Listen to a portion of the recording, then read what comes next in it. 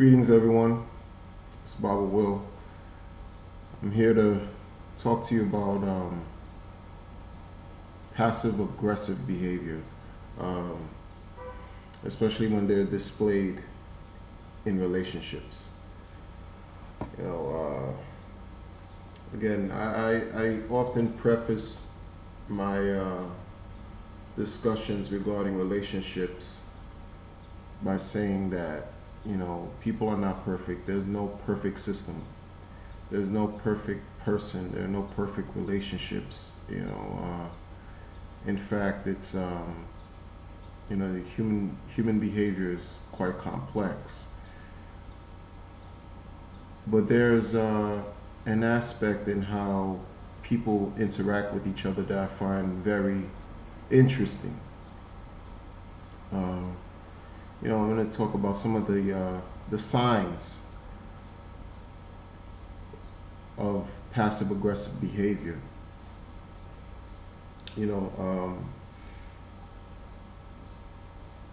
One of the signs when you notice that a person that you may be in a relationship with is passive aggressive, and this brings challenges within the relationship, is when there's a problem that arises and your partner, well, the problem, let's say the problem is with your partner, or your partner, clearly that there's something bothering your partner, and you ask them and say, hey, what's wrong?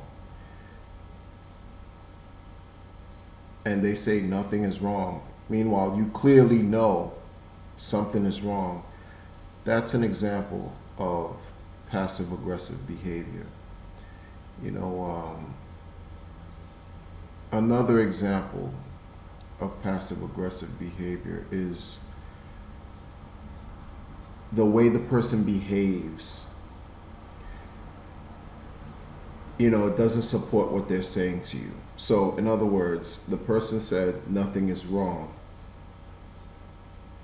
but their actions let you know that something is wrong. Their actions let you know that not only is something wrong, but they're upset possibly with you.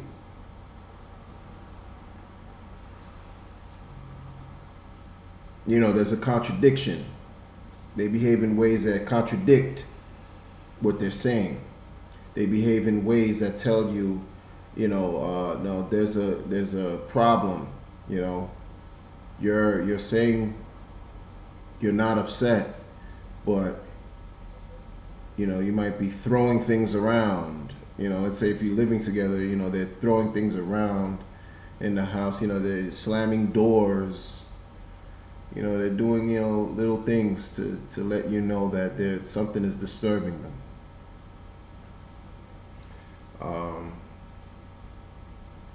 That's the second example. Another example is,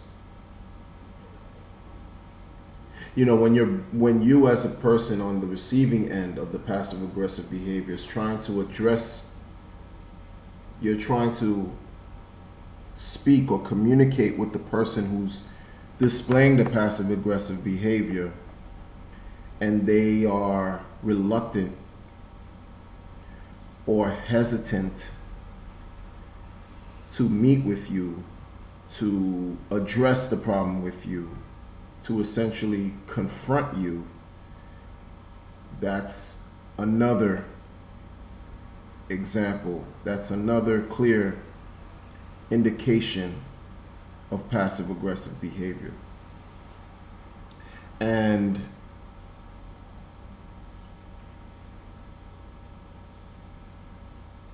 it's something that it's displayed in many other ways also, but those are some of the examples that come to mind. And passive aggressive behavior can be experienced in the workplace too. It can be experienced among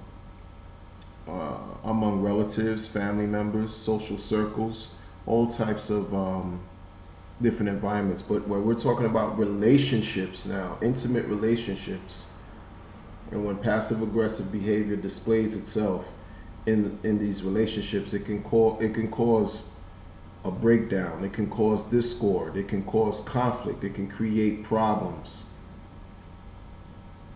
You know, how do we address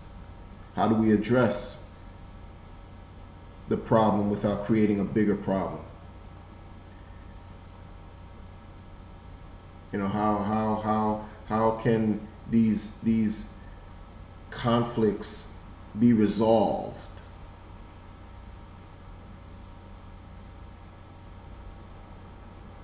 How can the conflicts be resolved, and also how can we prevent this from continuing again?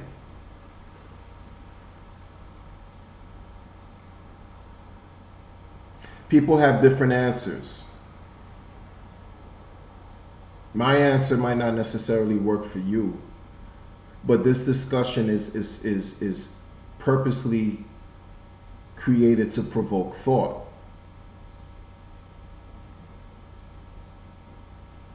Sometimes passive aggressive people who behave in passive aggressive ways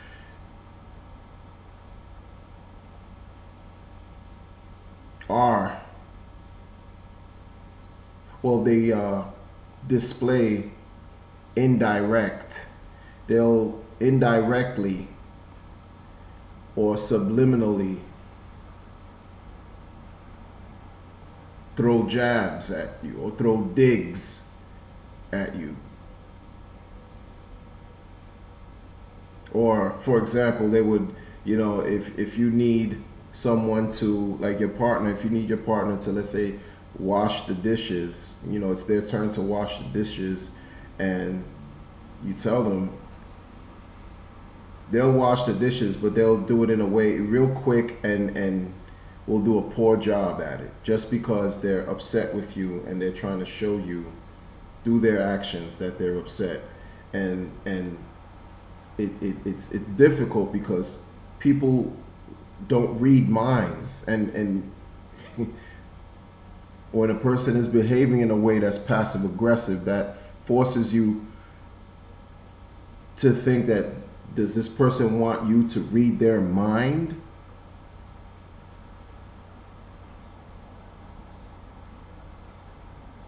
It adversely affects the well-being of the relationship. Now, without the person who's receiving the passive aggressive behavior, without attempting to worsen the situation, you know, you can try a different approach. You know, it's hard because if you know your partner well, and you know that there's something that's bothering them, and you might know exactly what's bothering them, then that can break the ice if you bring it up. If you say, hey, listen, you know, you have a conversation with the person and you address the problem that you may think, it might break the ice, or it might not. It's just, it's a difficult situation, and it's something that's all too real. It's all too real. It's all too real. I mean, I know personally,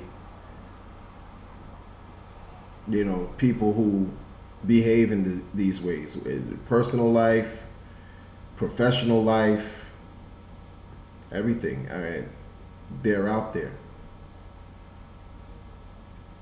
You know, and couple passive aggressive behavior with other issues and behaviors, and it can get confusing, and it can get real complicated.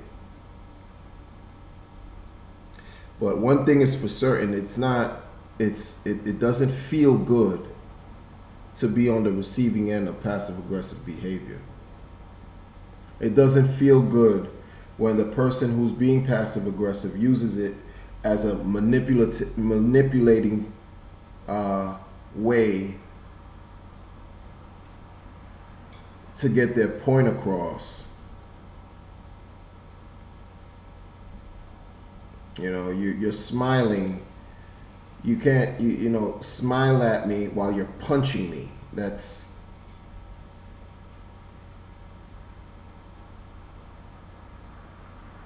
you're laughing and kicking me at the same time while you're laughing. That doesn't feel good. There's a breakdown. There's an imbalance.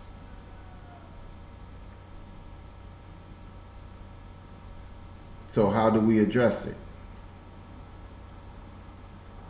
One way is to talk, communicate, but it gets hard because if the person is unwilling to talk, unwilling to communicate, unwilling to be available, and is possibly even afraid due to various reasons, which is why they're behaving in a way that's passive aggressive, there lies another problem. There lies another challenge.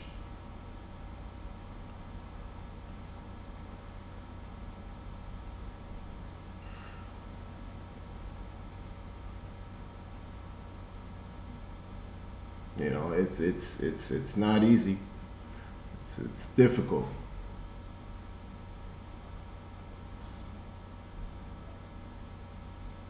But there's solutions. You have to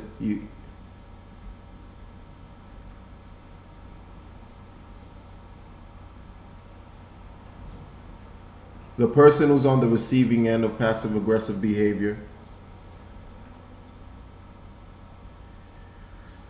has to have a certain level of self-awareness and control and patience. Has to be of a balanced, well-balanced, emotional steadiness, that they can use or draw from to help their partner, to help themselves and to help their partner in dealing with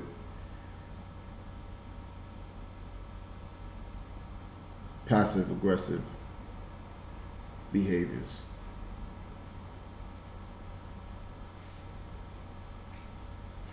When it comes to human nature and human relationships, there are no exact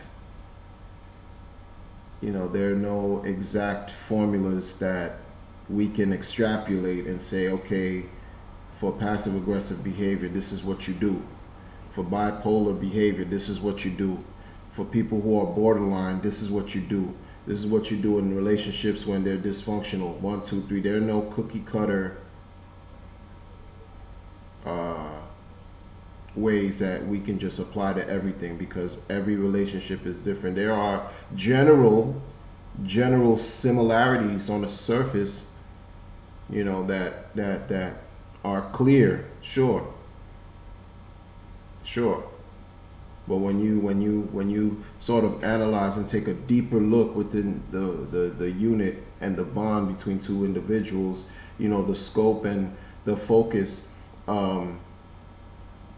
it has to be dealt with in a way that pertains specially tailored for the two individuals who are in the relationship.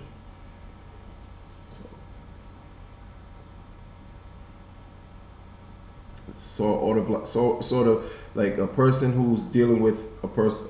If you're in a relationship and your partner is passive aggressive, you have to constantly be the antithesis to that. You have to counter the behavior to get to the core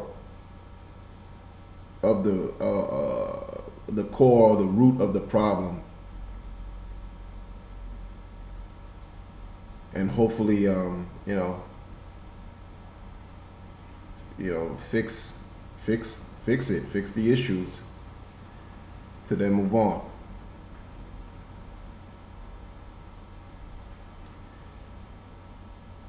And that's it. Thanks for watching.